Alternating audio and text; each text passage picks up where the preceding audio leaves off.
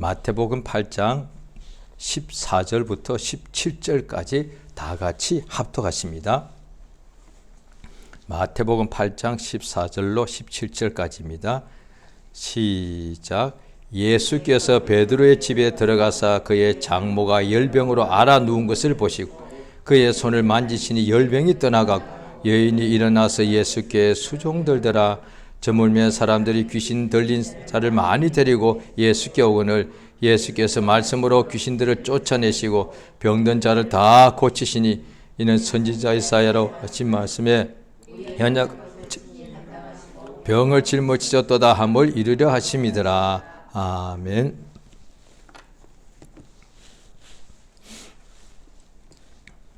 하나님은 자비하십니다. 하나님께서 아담과 하와를 하나님이 지으신 에덴 동산에 있게 하시고 그 동산을 지키게 하시고 그래 동산에 있는 모든 아름답고 좋은 열매를 얼마든지 먹고 그렇게 살게 하시고 그들이 그렇게 하나님 뜻대로 살다가 어느 날 뱀이 와서 유혹을 하는 바람에 하나님 말씀대로 잘 지키며 살다가 뱀의 유혹을 받아서 하나님께 범죄하게 되더란 거예요. 그 시로부터 하나님 앞에서 생명의 주에게서 끊기게 되고 빛이신 하나님에게 끊기게 되고 또 에덴 동산에서 쫓겨나게 되어서 그 다음에 이제 하나님께서 죄를 지은 자에게 형벌하시는데 땅은 너로 말미암아 저주를 받는다 그러시고 또 그 다음에 거기 쫓아내실 때에도 하나님께서는 참으로 다 아시는 거죠. 아담과 하와가 뱀의 유혹을 받아서 지금은 죄를 짓기 전에는 지금은 하나님 말씀을 잘 지키고 살지만은 어느 순간에 하나님은 장래에 있을 일도 다 알고 계시니까 지금은 하나님을 저렇게 잘 섬기지만은 어느 날 뱀이 와서 유혹할 때에 그 유혹을 받아들여서 반드시 범죄하게 되는 것을 하나님께서는 미리 하시고 또 불쌍히 여겨주시죠. 그들을 내쫓으실 때 죄를 범하고 난 후에도 하나님께서 그들에게 가죽 옷을 지어서 입히시더라. 그냥 벌거벗은 자로 그냥 내쫓아버리면 될 것을 그 죄인들에게 하나님께서 또 좋은 옷, 가죽 옷을 하나님께서 만들어서 입혀주시더란 거예요. 그러니까 지금도 그런 옷은 좋은 옷일 테인데 가죽 옷은 그때면 언제겠습니까? 정확한 연대를 정확히 아무도 모르지만은 대충 뭐 성경에 이름 나이들이 나오죠. 그러니까 뭐 적어도 지금부터 만년 그보다 더 먼 옛날일 수도 있습니다. 그때 하나님께서 이미 가죽 옷을 두 사람이 입혀서 나가게 하시더란 것이죠. 하나님께서 그 다음에 그들이 죄를 범하고 죄인 되고 하나님과 앞에서 끊기고 난 후에 근본된 토지를 갈며 살면서 난 그때부터 자녀를 낳습니다. 가인을 낳고 아벨을 낳고 그러죠. 그러니까 호랑이가 새끼를 낳으면 호랑이죠. 그러니까 사람이 자녀를 낳으면 사람이죠. 그런데 아담과 하와가 죄를 짓고 난 후에 그 다음에 자녀를 낳았기 때문에 죄인이 자녀를 낳으니까 그 자녀도 죄인이더란 거예요. 사과나무에서 사과 열매를 맺듯이 죄인이 그 다음에 동침하여 아기를 낳으니까 아버지도 죄인, 어머니도 죄인이니까 거기서 나온 자녀도 죄인이 나오더라고요. 그래서 가인은 자기 동생 아벨을 대하여 죽이고자 하는 죄의 소욕이 있다고 성경에 나와 있습니다. 하나님께서 가인에게 미리 예고하십니다. 죄의 소원이 네게 있는데 그걸 다스리라. 그 말씀을 듣고도 결국은 하나님 앞에 하나님이 제사할 수 있는 기회를 줬죠. 아담과 하와는 쫓겨났지만은 하나님께서 그 아들 가인과 아벨에게 하나님께 나아가 제사를 할 수 있는 기회를 주셨습니다. 그런데 아벨의 제사는 하나님이 받아주시고 가인의 제사는 받지 않더란 거예요. 그 성경 보면 우리가 여러 가지 알 수 있습니다. 그 아버지 어머니가 죄인이지 않습니까? 하나님 앞에 죄를 범해서 쫓겨난 사람들 아니겠습니까? 그러면 그 집의 두 아들 가인과 아벨이 둘 다가 제사를 엉터리를 해야 맞잖아요. 왜? 부모가 죄인인데 거기서 뭘 배웠겠냐는 거예요. 그러니까 하나님께 제사할 기회를 줬으면은 가인이 나쁘다기보다는 가인처럼 아벨도 그렇게 제사해야 맞다고요. 뭘 하라니까 에이 뭐 왜? 죄인이니까. 그런데 아벨은 믿음으로 하더란 거예요. 그러니까 하나님이 은혜를 주시는 거죠. 믿음은 하나님의 선물이기 때문에 그래서 하나님께서 형 가인에게 죄의 소욕이 있는데 그걸 다스리라고 말씀하셨는데도 불구하고 연약하니까 결국 동생을 돌로 이제 쳐서 죽이더란 거예요. 그러니까 하나님께서 그 후손들이 우리 모두가 다 그 죄인들의 다 후손인데 그래서 시편 51장에 보면은 다윗 왕이 하나님 앞에 얼마나 크게 쓰임 받습니까? 소년 때부터 얼마나 능력이 많습니까? 맨주먹으로 사자를 곰을 때려 죽이고 양을 새끼 양을 보호하고 이렇게 했단 말이죠.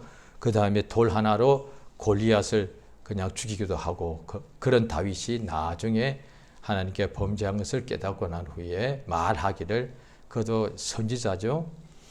내가 하나님이여 나는 나의 죄를 압니다 하면서 내가 우리 어머니의 모태에서부터 죄 중에 잉태가 되었습니다.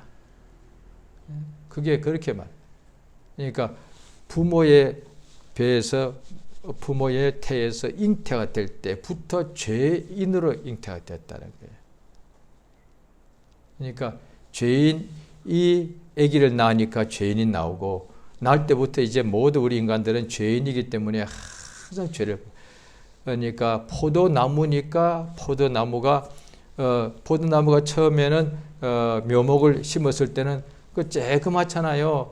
사과나무도 마찬가지일 거예요. 그런데 그게 계속 적어도 몇 년, 보통 나무들이 한 5년간은 자라야 되는데 5년간 자랄 때 그거 그냥 나무 그냥 이렇게 기둔 것 같단 말이에요. 그런데 5년 지나니까 거기서 포도나무에서는 포도 열매가 맺히더란 거예요.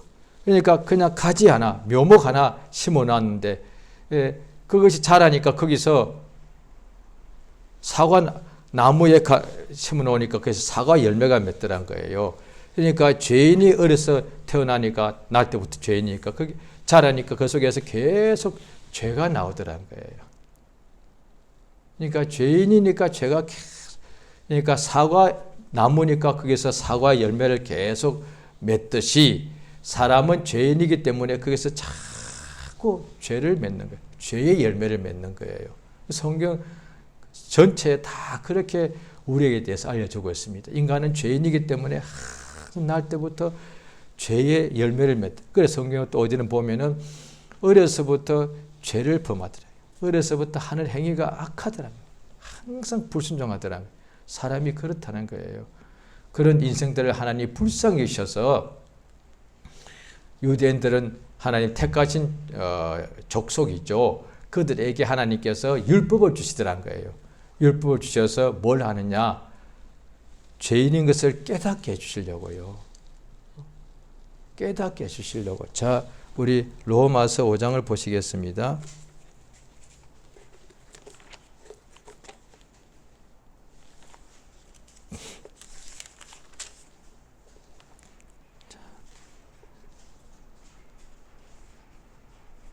로마서 5장 자 20절입니다.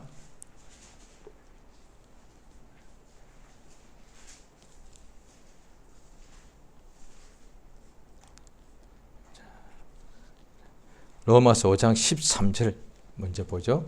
13절 시작. 죄가 율법이 있기 전에도 세상에 있었으나 율법이 없을 때는 죄를 죄로 여기지 아니하느니라. 예, 그렇습니다. 죄가 율법이 보다 훨씬 전에 있었죠. 아담이 하와가 율법을 받은 모세보다 훨씬 이전의 사람이니까 그때도 죄가 있었단 말이에요. 그런데 율법을 받기 전에는 이게 얼마큼 죄인인 줄 잘 모르지 않습니까? 그런데 율법을 받고 나면은 얼마큼 죄인인 줄을 알게 되더라는 거예요. 그게 하나님께서 율법을 주신 목적이에요. 그래서 율법을 통해서 우리 인생들이 얼마큼 죄인인 줄 알게 되는 거예요. 그러니까 그전에는 우리가 예수 믿기 전에도 저 같은 경우도 그랬습니다. 예수 믿기 전에 어떤 전도자를 만나가지고 죄에 대하여 심판을 받고 지옥에 간다. 예수님이 죄인을 대신하여 십자가에 피 흘려 죽으셨다. 막 이런 이야기를 전도 받을 때 듣게 되죠. 그런데 또 죄에 대하여 이야기를 하는데 보통 죄는 다 믿지 않아도 알 수 있죠. 뭐 살인하고 이런 거 다 죄죠. 그런데 전도 받을 때에 믿지 않아서 지옥 간다는 이런 말을 듣게 되면은 처음에는 참 황당합니다. 참 기독교는 참 독선적이네. 자기의 교주, 그때는 제가 믿지 않을 때니까 자기 교주 안 믿는다고 지옥 간다네. 무슨 교가 저래. 내가 무신론자였지만 그래도 부모님 때문에 불교에 대해서는 조금은 알죠. 한국 사람들이 어릴 때부터 불교는 오래됐으니까 우리 한국 사람의 기본 바탕 문화에 불교가 좀 이렇게 알려 있으니까 내가 알기로 불교는 부처 안 믿는다고 지옥 간다는 말 나 없는 것 같은데 어떻게 기독교는 예수 안 믿는다고 지옥 간대. 참, 그러니 누가 예수를 믿겠어. 저렇게 무슨 저렇게 나빠. 그런데 부처는 그런 말하니까 얼마나 좋아. 그러니까 차라리 믿으려면 내가 부처님을 믿지 뭘 예수를 믿겠어. 이런 생각을 할 만큼 막 반감이 생기더라 이 말이죠. 그러니까 예수를 모를 때는 예수를 믿지 않는 것이 죄라는 것을 전혀 모르죠. 예수께서 요한복음 16장이라는 데서 성령이 오시면 우리 세상의 인간들에게 대하여 죄에 대하여 의에 대하여 심판에 대하여 책망하시고 깨닫게 준다고 되어 있는데 죄에 대하여 책망하신 것은 뭐냐니 예수를 믿지 않는 것이라는 거예요. 그러니까 예수 믿기 전에는 예수 믿지 않는 것이 죄인 줄 모르고 그 다음에 여러 가지 우상을 섬기는 것도 죄인 줄 모르죠. 그런데 예수 믿고 성경을 배우게 되니까 하나님 이외에 다른 신을 섬기는 것이 죄인 줄 알게 되었고 하나님 이름을 망령되이 일컫는 것도 죄인 줄 알았고 예수 믿기 전에는 예수 이름 뒤에다가 나쁜 막 아주 말하기도 부끄러울 그런 말도 많이 했단 말이죠.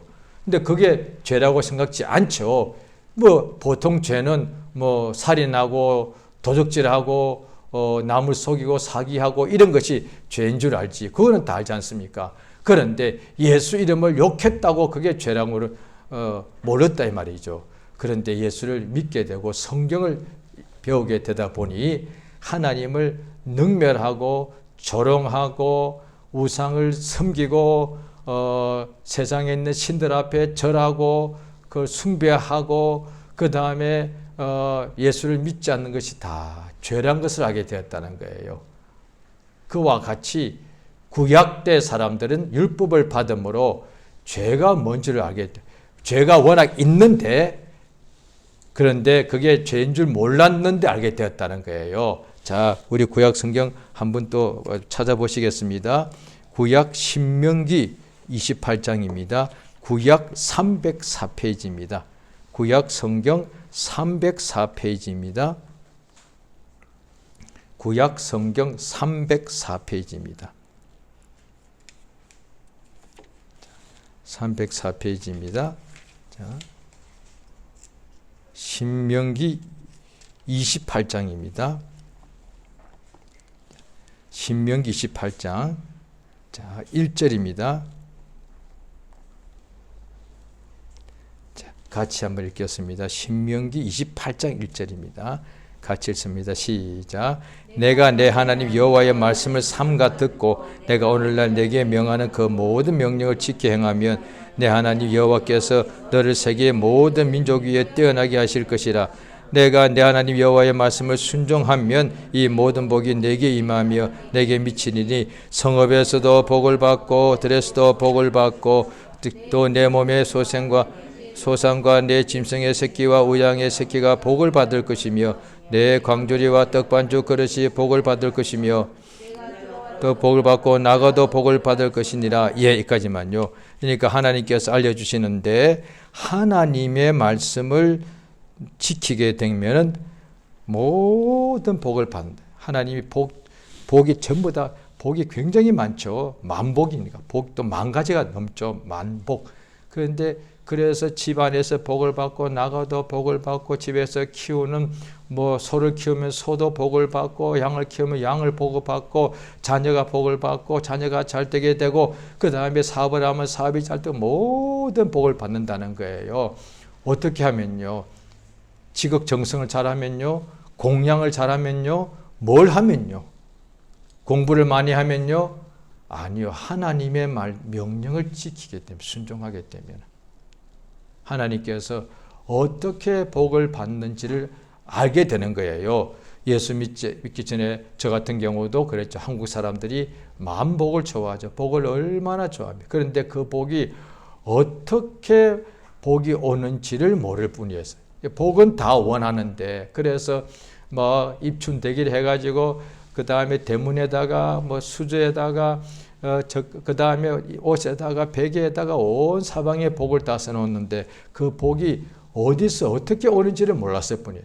그런데 복을 원하는데 어디서 오는지를 모르니까 그저 그냥 아무 신 이름을 부르고 두 손 빌고 합장하고 손을 비비면서 물 한 잔 떠놓고 빌기도 하고 나무 앞에 가서 큰 오래된 큰 나무가 복 줄 줄 알고 그 나무 앞에 빌고 거대한 바위 밑에 가서 그 바위가 복 줄 줄 알고 빌게 되고 또 산에 가서 뭔가 신이 있다고 보고 그 산신이 산신령이 복 줄 줄 알고 빌게 되고 그래도 심지어 세상에서 먼저 떠난 부모님이 복 줄 줄 알고 자, 그거는 굉장히 틀린 것을 알 수 있습니다. 일단 부모님이 돌아가시고 나는데 존재하는 것도 제대로 영이 있는지 인정도 안 하면서 일단 빌게 되고 그 다음에 또 그 부모님이 살아계실 때 직접 우리가 보고 같이 밥을 먹고 혈육하고 부모 자식 관계 아니겠습니까? 그런데 살아있을 때 부모가 복 줬냐 말이에요. 못 줘.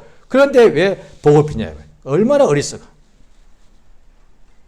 살아있을 때 부모가 복 줬습니까? 그 부모도 복을 못 받아가지고 맨날 어떻게 하면 잘 살게 될까? 이 가난을 벗어나게 될까? 몸이 병이 올 때 병 낫게 될까?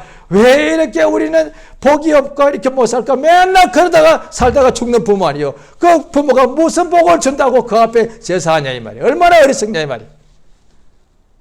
살아 생전에 그 부모가 자녀를 그렇게 사랑하지만은 그렇게 복을 주기 원했지만은 무슨 복을 줄 능력이 있던가? 직접 보고 다 봤으면서도 죽고 나면 갑자기 그 부모가 하나님이 되는가? 그래서 갑자기 복을 줄 줄 알고 그 앞에다가 막 지극정성을 다하는 거예요.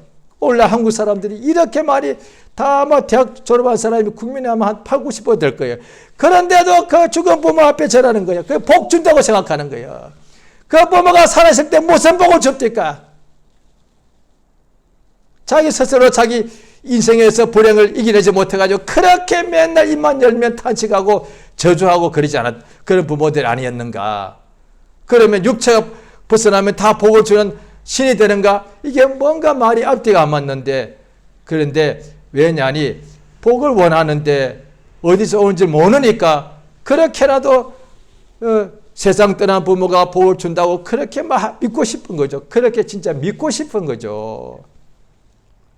그래서 혹시나 제사를 잘못하면 복을 못 받고 저주받을까 봐 얼마나 벌벌 떨고 이러냐 말이에요. 참 인생이 불쌍하단 말이에요. 그러니까 왜 그러냐. 복을 못 받아서도 힘들어서 불쌍한데 또 그 복이 어디서 온지도 모르고 복 주는 곳이 아닌데도 가서 막 엎드려서 정성을 다하니 얼마나 불쌍하냐. 그래서 하나님을 알려고 하는 거예요. 복은 하나님이 주시는 것인데 하나님이 누구신가? 전능자, 창조주, 유일하신 참 하나님. 그만이 복을 줄 수 있다는 것을 알려주시는 거죠. 그래서 모르기 때문에 하나님께서 먼저 한 사람을 택해가지고 알려주라고 다 말씀하시는 거고, 그 다음에 기록하라고 말씀하시고, 이것을 계속해서 가르치라고 말씀하시는 거죠. 그러니까 우리가 진실로 우리 다 부모님 사랑하고 가족끼리 사랑하고 자녀 사랑하지 않습니까? 그러면 우리 부모님 때는, 그 윗때는 하나님을 모르기 때문에, 또 복음을 전에 받지 못했거나 전에 듣더라도 그걸 모르니까 무시했기 때문에 조상이 복 줄 줄 알고 그렇게 살았을지라도 우리는 이제 알게 됐다는 거죠. 그러면 우리 자녀들이 있는데 만약에 우리가 믿지 않고 세상을 떠났다 합시다. 그러면 우리 자녀들도 그럴 거 아니에요. 너들 나가 죽고 나면 나한테 제사 잘해야 된다. 내가 너를 복 줄 수 있다. 이렇게 말하겠지. 그 거짓말이잖아요. 저희 부친이 10년쯤 전에 돌아가셨는데, 돌아가시기 전에 하나님 은혜로 한 80여 년 동안 안 믿으시다가 돌아가시 2년 전에 예수를 믿고 영접하시고 참 너무 감사한데, 그분이 믿기 전에 늘 이렇게 말씀하시더란 거예요.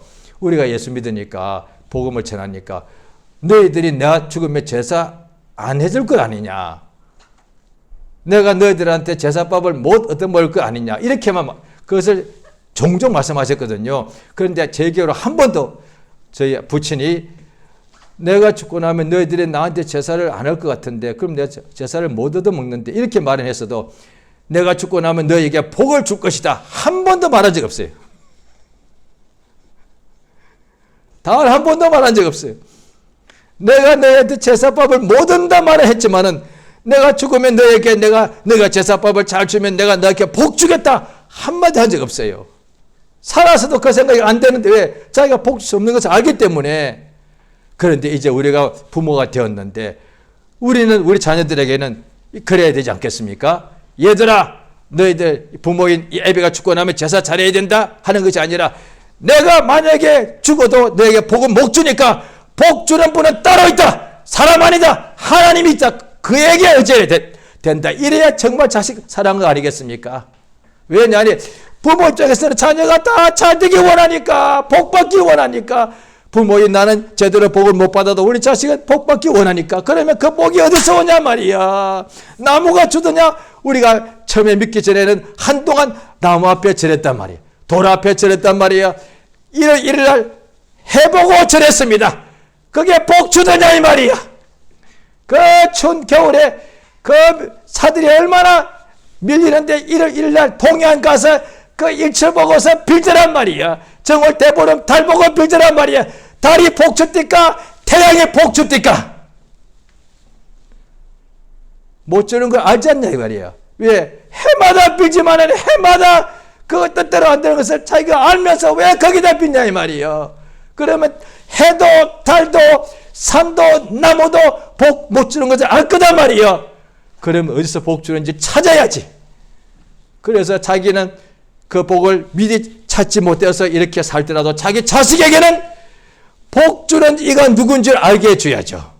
그게 진짜 자녀 사랑하는 부모 마음 아니겠습니까? 그게 부모 진짜 맞잖아요. 그런데 그냥 부모 말 들어, 그냥 무조건 좋은 학교 가서 좋은 직장 가서 돈만 많이 벌어, 그거 아니더란 거예요. 왜? 돈 벌어도 복이 없으면 안 되더란 거예요. 자, 신명기 18장 계속 봅니다. 거기에 자 28장 15절입니다. 신명기 18장 15절입니다.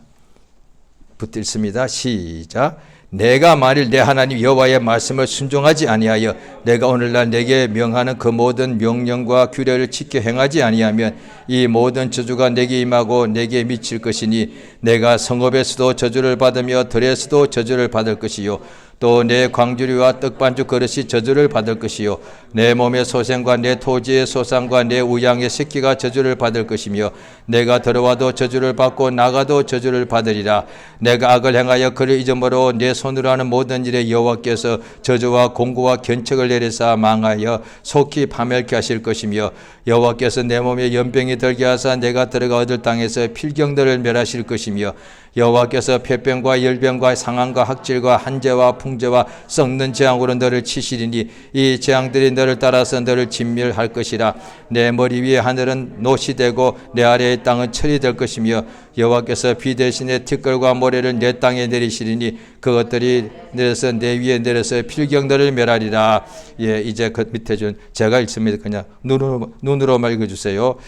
15절에 전쟁하러 나가서 한 길로 갔다가 7길로 도망칠 것이고 만국 중에 흩트게 될 것이고 시체를 공중에 새가 먹을 것이고 27절에 애굽의 종괴와 치질과 괴일병과 개창이 날 것이고 28절에 미치고 눈멀고 경심증이 생길 것이고 그 다음에 29절 30절 보면 여자와 약혼하였으나 다른 사람이 잘 것이고 집을 아름답게 건축했으나 거기 살지 못할 것이고 포도원을 심었으나 그 과실을 쓰지 못할 것이고 끝없이 나옵니다. 이 모든 세상 살면서 온 모든 불행, 저주 원인이 있다면 어디서 나온 얘기야?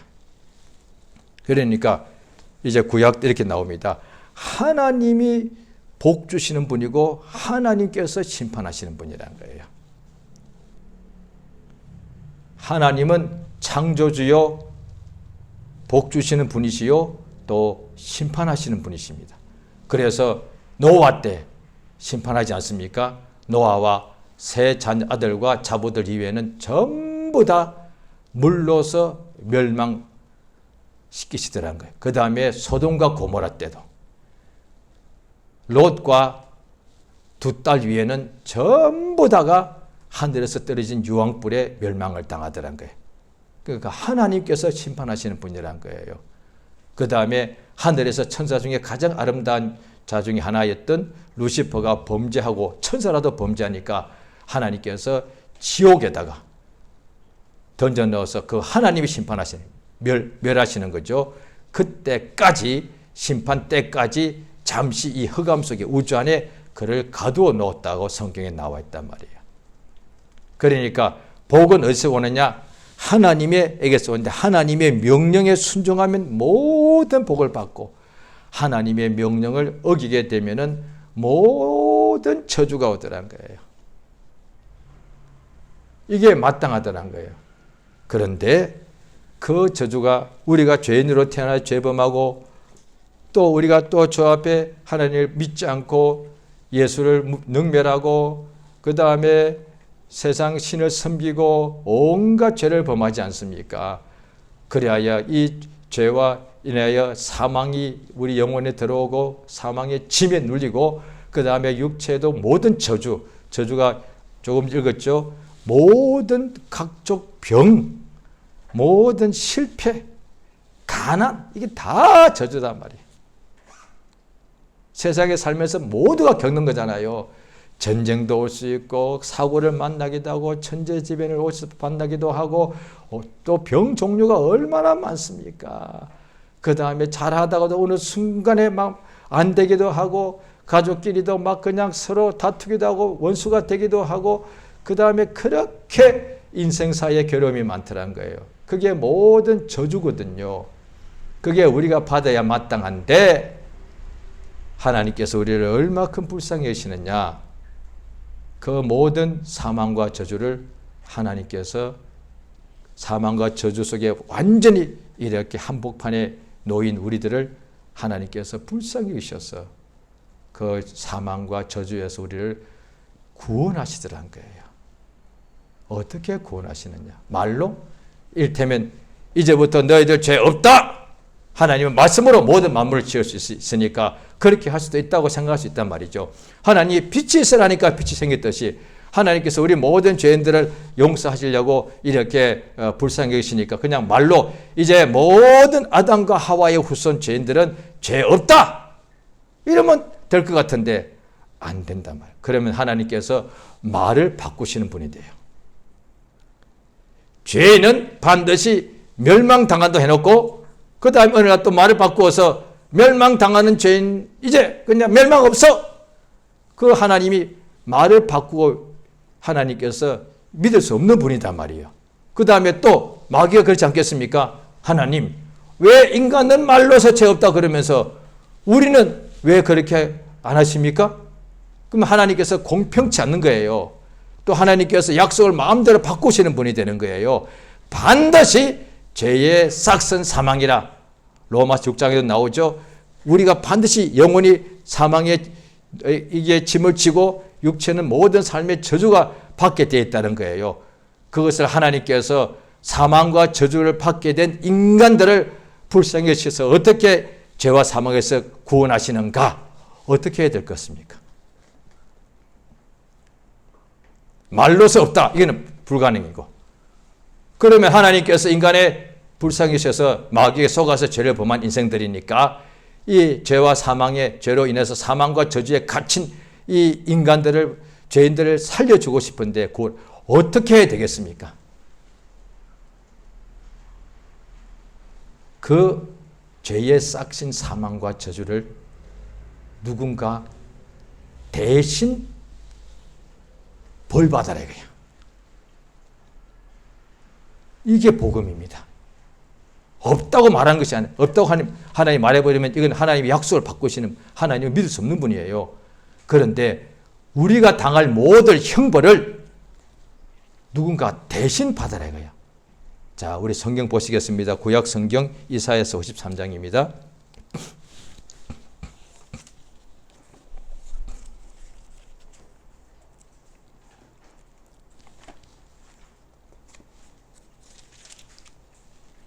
구약 성경 1032페이지, 1032페이지, 구약 성경 1032페이지,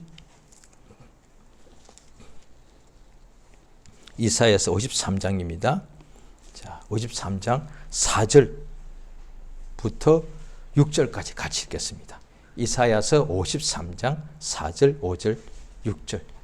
자, 시작. 그는 실로 우리의 질고를 지고 우리의 슬픔을 당하였거늘 우리는 생각하기를 그는 징벌을 받아서 하나님에게 맞으며 고난을 당한다 하였노라. 그가 찔림은 우리의 허물을 인함이요 그가 상함은 우리의 죄악을 인함이라. 그가 징계를 받음으로 우리가 평화를 누리고 그가 채찍에 맞음으로 우리가 나음을 입었도다.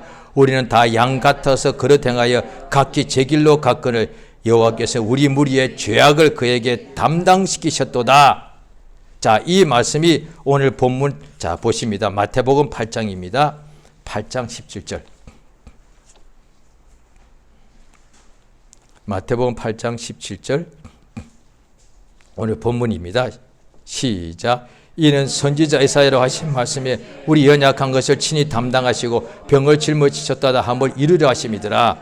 이에 예수께서 어느 날 보니까 베드로의 장모가 열병을 심하게 앓며 집에서 굉장히 몹시 고통스러워하길래 예수님이 직접 그 집을 찾아가셔서 베드로의 장모의 손에다가 예수의 손을 떼었습니다. 안수죠. 말 그대로 안수란 말은 손을 얹다는 뜻이거든요.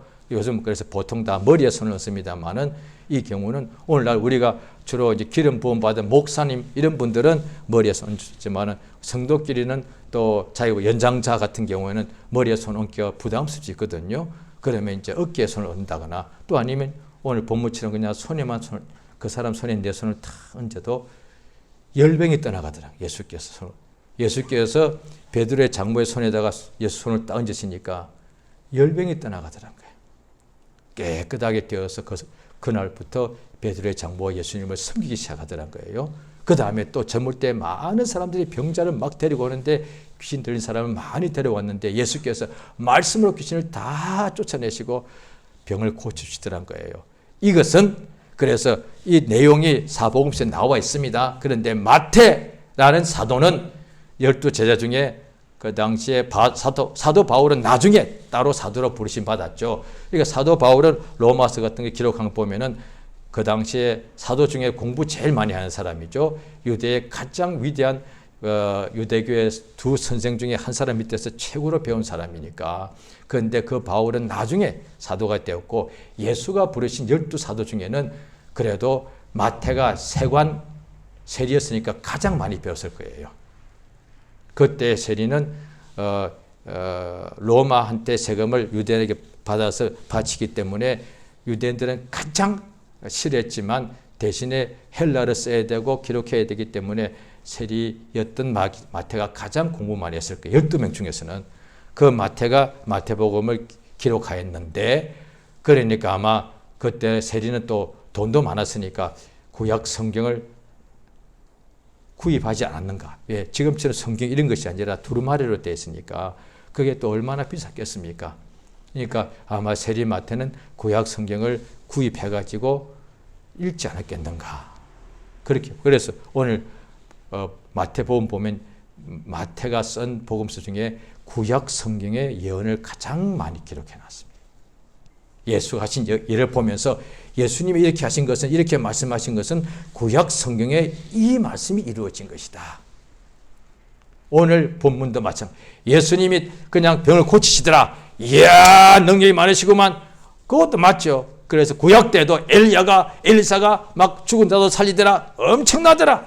그래서 오늘날 우리도 주여 하나님이여 내게 큰 병 고치는 능력을 주셔서 예수 이름으로 귀신을 쫓아내고 병을 다 고치게 해주시옵소서. 그렇게 기도해도 역사가 나타납니다. 그런데 예수님께서 병을 고치는 역사를 볼 때에 구약 이사야서 이렇게 예언되어 있다.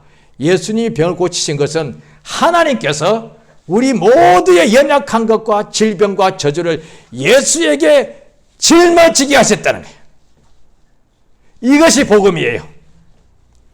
하나님이 아들 예수가 이 땅에 오셔서 우리의 구주가 되시는데, 사망에서 우리를 구원하시고 죄에서 구원하시고 어둠에서 구원하시고 멸망에서 구원하시고 각종 병에서 구원하시는데, 하나님께서 자기 아들 예수를 어떻게 구주로 보내셨는가 하면은 육체로, 천사가 오면은 천사는 몸이 없기 때문에 병을 짊어질 채찍 맞을 수 있는 몸이 없다 이 말이에요. 천사가 온다면은 천사는 몸이 없기 때문에 우리의 죄를 지고서 대신 죽을 수 있는 육체가 없다 이 말이에요. 그런데 예수님은 말씀이 육신이 되어서 오신 까닭은 그 몸으로 예수님이 채찍 맞으심으로 우리가 나음을 입었도다. 베드로 전서에도 나와 있습니다. 베드로 선생이 그걸 깨달은 거예요. 우리가 오늘 어떻게 나았느냐? 우리가 죄와 허물과 저주가 많은 인간들인데 하나님께서 우리의 저주를, 우리의 모든 저주를 자기 아들 예수에게 짊어지겠다. 이것이 복음의 핵심입니다. 이거 잘 들으셔야 됩니다. 오늘날에 예수 믿는 사람들 구약 성경도 또 많이 인용하겠는데, 구약의 아브라함 위대합니다. 모세도 위대하고요. 엄청납니다. 그 다음에 엘리야, 다윗 다 위대합니다. 그들이 엄청난 이적을 행하기도 하고 바닷물을 가르기도 하고 그 다음에 요단강물을 멈추서게 하기도 하고 이랬단 말이에요. 어마어마했습니다. 그런데 그 어떤 사람도 하나님께서 우리의 죄악을 그에게 짊어지게 하진 않았단 말이에요. 그도 어머니 몸에서 잉태될 때부터 죄인이요. 아브라함도 자기 어머니의 몸에서, 어머니 태중에서 잉태될 때부터 죄인이고, 모세도 엘리야도 다윗도 어머니의 태중에 잉태될 때부터 죄인이에요. 예수님만이, 하나님의 아들이 말씀이 60대에서 오셔서 예수님만이 우리의 모든 죄를 짊어질 수 있는 분이에요. 하나님께서 예수에게만 우리의 죄악을 담당시키신 거예요. 하나님께서 다른 아브라함이나 모세에게 우리의 죄를 짊어지게 하신 것이 아니라, 하나님 아버지께서 천사장 미가엘에게 우리의 죄를 짊어지게 하신 것이 아니고, 하나님께서 우리 부모에게 우리의 죄를 짊어지게 하신 것이 아니라 오직 그 아들 예수에게 우리의 죄와 슬픔과 고통과 사망과 저주를 다 짊어지게 했단 말이야. 그것이 아버지의 뜻이다.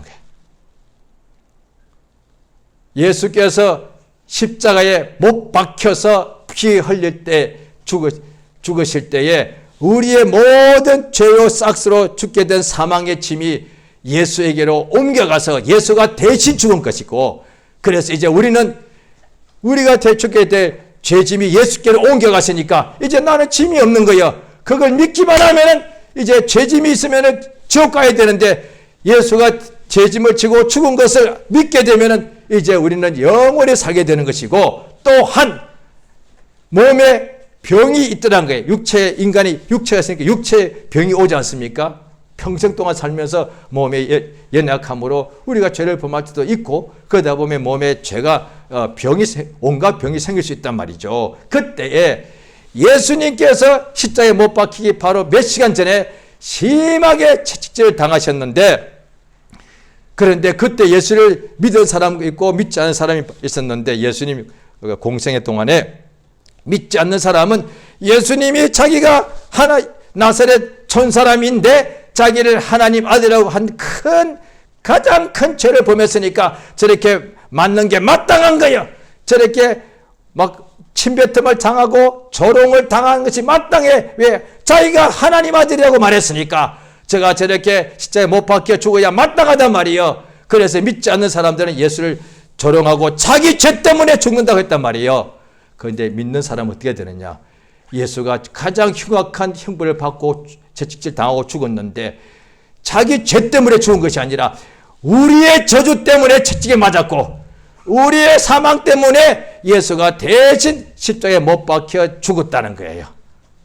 그걸 하나님께서 알려주시는 거예요. 이것이 복음입니다.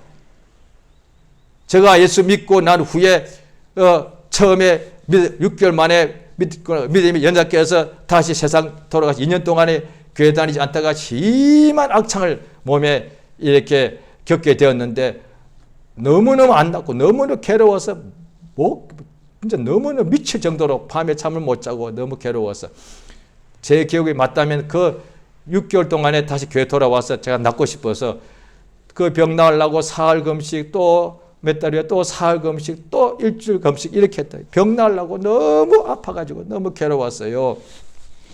그리고 부흥에 쫓아가서 그 당시 한국에서 가장 병을 잘 고친다는 목사님 앞에 한 부흥의 시간 끝날 때마다 병자들 안수해 주는 시간이 있었습니다. 제 기억으로 한 10번 가까이 일주일 동안 안수 받았는데 그때 병자들이 많이 왔는데 일주일 내내 집회 동안에 거의 다 낫더란 거예요. 믿음이 좋은 사람은 첫날에 낫고 믿음이 연약한 사람은 그대로 이틀 사흘 만에 다 계속 안수받다가 낫더란 거예요. 그런데 저는 끝까지 안 낫습니다. 그런데 뭐라고 생각했냐면은 세상에 이런 생각했습니다. 저 대단한 분도 내 병은 못 고칠 정도로 내 병은 특별하다고요. 자랑할 것이 없어서 병을 자랑하더란 거예요. 내 병은 특별한 병, 나는 대단한 사람이란 말이에요. 저런 분이 다 고쳐도 내 병은 못 고칠 만큼 내 병은 굉장한 병이에요. 참 높일 게 없어가지고 그렇게 높입니다. 제 마음속에.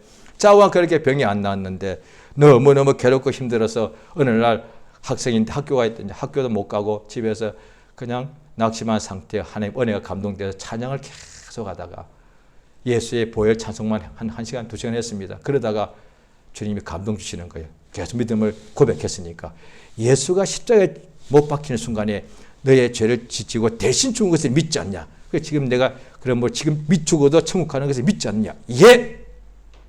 그러면 예수의 피가 믿음으로 영생 얻는 것을 믿는 믿음이 있다면은 예수가 채찍 맞을 때 이미 2000년 전에 너의 병이 그에게로 옮겨갔다는 것, 그것도 같은 거 아니냐? 그러네요. 지금 죽어도 구원받는 구원의 확신이 있는 것인데 예수가 채찍 맞을 순간에 내 병을 그가 옮겨간 것을 성경 그렇게 나와 있으니까 그러면 나는 나은 거네? 라고 비로소 그 전에 수많은 목사님들과 또 전도사님들이 저한테 성경을 가르쳐 준데도 들었어도 그게 그냥 머리로만 있는 거죠. 생각만. 그 순간에 비로소 그러면 나는 나은 거네? 하는 순간에 제가 갑자기 뭔가 확 정신을 잃어버렸단 말이에요. 한 10분인가 20분에 깨어났더니 몸이 깃털처럼 가벼워요. 깨끗이 낫더란 거예요. 그 병 나아보려고요. 금식기도, 철야기도, 매일 전도, 헌금, 예배란 예배 다 가고요. 안수도 수업도 없이 받아봤고요. 그러니까 믿음이 워낙 없다 보니까 안 낫더란 거예요. 다른 사람은 다 낫는데. 그럼 나는 어떻게 하면 좋냐 이거야. 예수님이 너의 병을 짊어진 것이 이것의 복음이란 말이야. 그냥 없앤 것이 아니라 네가 아픈 고통과 슬픔과 모든 수고한 짐을 예수께로 옮기신 것이 아버지의 뜻이란 거야. 내가 지금 짐을 지고 있을 때 무겁지 않습니까? 그 옆 사람한테 짐을 옮기면 그 적시어 나는 자유하게 된단 말이에요. 이걸 믿는 것이 믿음이란 말이에요. 예수가 나의 모든 저주를 짊어지고 채찍맞은 것을 믿는 믿음이요. 그러므로 나는 더 이상 저주가 없는 거요. 예수께로 저주가 옮겨갔으니까, 내게 있는 모든 사망이 예수께로 옮겨갔으니까 나는 더 이상 사망에 눌리지 않단 말이에요. 이것을 믿는 것이 믿음이란 말이에요. 이게 믿음이에요. 예수님은 나의 모든, 이제 우리가 살아가면서도 오는 슬픔도 염려도 근심도 걱정도 올 수 있단 말이죠. 그때마다 예수가 징계를 받으신 까닭은 나의 모든 슬픔과 두려움과 공포와 염려와 불안을 예수께서 다 짊어진 거단 말이에요. 그래서 예수가 징계를 받으심으로 우리가 평안을 누리는 거예요. 그것을 믿는 거예요. 그저 교회 믿는 것이 아니고 그저 믿습니다 아니라 예수가 우리 모두의 슬픔과 죄와 사망과 질병과 저주와 가난을 다 짊어졌다는 것을 믿는 것이, 그가 짊어졌기 때문에 나는 이제 내 짐을 예수가 옮겨갔으니 나는 더 이상 사망도 저주도 질병도 고통도 없는 거예요. 그래서 예수 믿으면 영생 얻고, 예수 믿으면 낫고, 예수 믿으면 응답받고, 예수 믿으면 천국 가고, 예수 믿으면 평강과 복을 이 땅에서부터 얼마든지 누리게 되는 것입니다. 할렐루야. 이 시간 기도하십니다. 예수 이름을 부릅니다. 성령 우리 마음을 감동하셔서 우리 평생에 예수가 나의 병을 대신해 채찍맞으신 것을 믿는 믿음 주시고, 예수가 나의 죄를 지시고 십자가에 못 박혀 죽은 것을 믿는 믿음, 예수를 믿는 믿음을 역사하사 그래야 참으로 예수 믿음으로 구원과 평강과 치료와 은혜가 넘치게 해달라고 예수 이름 부르고 다 같이 합시면서 기도하십니다. 예수여, 역사시 인도하시 은혜를 진실로 감사드리옵나이다. 아버지 하나님, 진실로 예수께서 우리 대신 십자가에 피 흘려 죽으신 것을 감사드리옵나이다. 성에 도우시며 감동하여 주시옵소서. 주여 참으로 도우시 원합니다. 성에 도우시며 감동 감하여